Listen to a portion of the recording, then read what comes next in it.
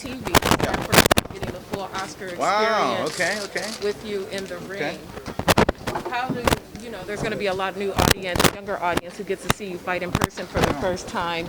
You know, what if you told them to go back and look at some of your past fights? What are fights you think they should watch to introduce themselves to you? All of them. All of them. No. Ike Cortez. Ooh, that was a good one. Ricardo Mayorga. Sugar Shane Mosley, the first one. The second one too. It's like we went to war. Even Floyd Mayweather. If you want to see me get my ass kicked, watch Manny Pacquiao. Let's see. Yeah, there's a lot of them that. I mean, you go way back, like my third round knockout with Gabriel Ruelas. It was like LA rivalry, you know, and so I just look up all the fights. They were pretty cool. All the highlights, whatever, you know. So if you prepare for a fight like this against an MMA fighter who doesn't have the same striking ability that you've had in your career, what of your past fights do you look at that you think will get you hype and get you up for this matchup? You know, I mean, I think a fight that I'm going to watch a lot is Bernard Hopkins. Even though he stopped me with a body shot, I felt I was winning the fight, and even Bernard would say that I was right there, but because he's a huge guy, Bernard. So it's a fight that I'm going to watch carefully again and study. But what I really have to study is I have to go back to and watch, and we have started watching Belfort's fights, and because the punches come from different angles, so I have to get used to that as well. Like, yeah, he has his homework to do, and because my punches come from different angles as well, but his punches come from different angles, so that's one thing I have to be careful. Did you have that conversation with Bernard about? Were you like, Bernard, you know I was winning, or did he tell you, hey, you were winning? No, we've had it. Yeah, we've had it. He knows. I don't think he'll admit it, but yeah. Would there be a part 2 on Triller Guard as one of your fights? Maybe you and Bernard? No, not at all. No. Crazy. Okay, now Belfort has said that he possibly could kill you in the ring. I mean, why would you choose an MMA guy to put your record on the line?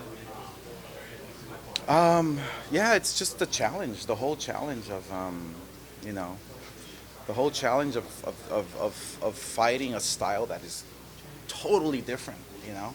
It's a big challenge for me. It was, you know, and the guy that's heavier and stronger, where the punches are coming from different angles. It's like everything's a challenge. I mean, from top to bottom, Belfort's a challenge to me, you know, mentally and physically and stylistically, you know. So that's something that I'm gonna have to figure out, you know. Last question with Fight Manny TV. Pacquiao's 42. You're taking on a big challenge at 48. Obviously, you know, former UFC champion, former legend. I want to say the youngest heavyweight champion in UFC history. What do you tell like kind of Manny Pacquiao at 42? Do you understand him as kind of, you know, being a fighter and kind of just still wanting the biggest challenges there are out there? Yeah, I mean, here you have Manny Pacquiao that's possibly going to run for president, but yet still he misses getting in the ring. He loves boxing. He loves what he does. He loves what brought him, you know, the glory, you know, that. Of course I understand him. Of course he understands me. Of course, you know, we do it because we love it, you know. That's the bottom line. Do you see him winning that fight against Spence? I see it being a great fight, actually. Spence is a dangerous fighter who can figure you out. And not just because I went up against Pacquiao and he did what he did to me, but the footwork might be the difference in this fight. The footwork, meaning like he moves side to side, and when you see Manny Pacquiao with those big fucking calves, he's a dangerous fella, let me tell you. All right. Talk to us about, obviously, Mexican fighters fighting a few days before Mexican independence, always very important. Yeah. However, you're also fighting on 9/11. Right. You won, you know, obviously gold medal for the U.S. Yeah. So basically representing both, what does that mean to you, especially here in Los Angeles? Yeah, no, I've always been proud I've always been proud of my roots, you know. You know, it's funny because it's like all my life I've always felt like, okay, I'm not from there, but I'm not from here. Like, where, you know? Yeah. Okay, I have a gold medal. I'm U.S. I've always been very proud, you know. But you know, proud of my roots. It's basically it. So, That's the reason why we've always fought on that weekend. It's a big weekend, but I think you brought it up. Somebody brought it up where it's 9/11. Like, oh snap! Like, wow, that's even it stands for something huge. You know, it's, I don't know what it is. It's like stars are aligned or whatever. It's like, but the 9/11 and the whole Mexican weekend. It's like, yeah, it's going to be a special night.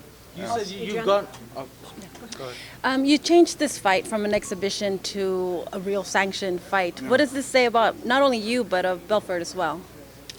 Well, I mean, you know, I was thinking about the exhibitions that we've seen. You know, just doesn't do it for me. You know, if I'm gonna get in the ring and sacrifice my life, let's go all in. You know, and look, I have nothing against Belfort. I will never have anything against, you know, his legacy. And I do have one thing to tell him is that we're gonna fucking beat the shit out of each other. You know, he's gonna get some punches in, yeah, and they're gonna hurt. Maybe the next day and the following day. I mean, but it's gonna be fun. This is what I miss. You know, it's like I'm getting myself into this. I'm the one that loves this. I love this. So yeah, let's go. Agustín? Listo. Oscar, pues háblanos un poquito al respecto. ¿Por qué regresar al boxeo? Habla un poquito al respecto y de tu oponente. Primeramente por la pasión, por el amor. Extraño mucho el deporte. Es la razón. Yo creo que el hecho que me está dando motivación, el boxeo es mi vida, es todo, es mi todo. El boxeo me da la motivación para seguir viviendo, para seguir con el sacrificio de ser buena persona, de ser buen padre, de lo que sea. El boxeo me da todo, es mi aire que respiro. Digo, suena ridículo, pero es la verdad. ¿Has pensado en la familia, en los hijos, para esta pelea? Es un poquito peligroso, ¿no? 47 años, Oscar. No, 48. Ay, perdón. Pero sí es peligroso, sí es difícil, sí. No es una decisión fácil, pero la verdad que me siento como 20 y ha estado entrenando inteligentemente, con muchas ganas, pero la razón, la diferencia es que lo estoy haciendo por mí mismo, es todo. Obviamente por mis hijos, pero por mí mismo. Quiero yo hacer algo por mí mismo, porque yo siempre peleé por el mundo. Yo siempre he estado peleando para la gloria de la gente, del público, de esto. No, ahora yo estoy peleando por mí mismo, para hacerme yo contento. Para sentir esa adrenalina.